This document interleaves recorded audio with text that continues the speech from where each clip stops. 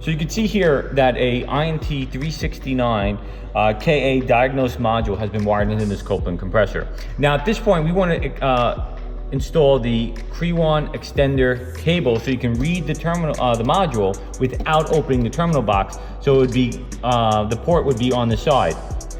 So you can see already this box already has the knockout out.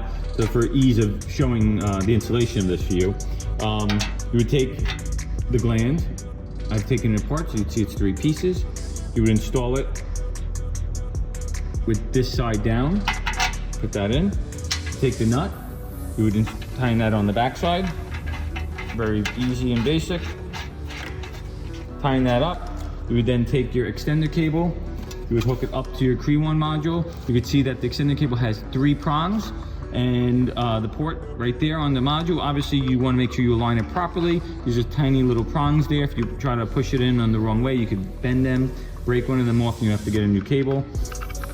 Put it in, so that's the proper way it's installed. You would obviously take your wiring kit, hook all this up, hook it up to the compressor, and then take this and screw this into the terminal box, mount it in place.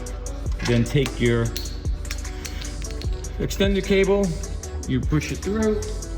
You can see there's a little seal there, and it helps hold it in place while you're doing this as well, besides sealing it off from the outside.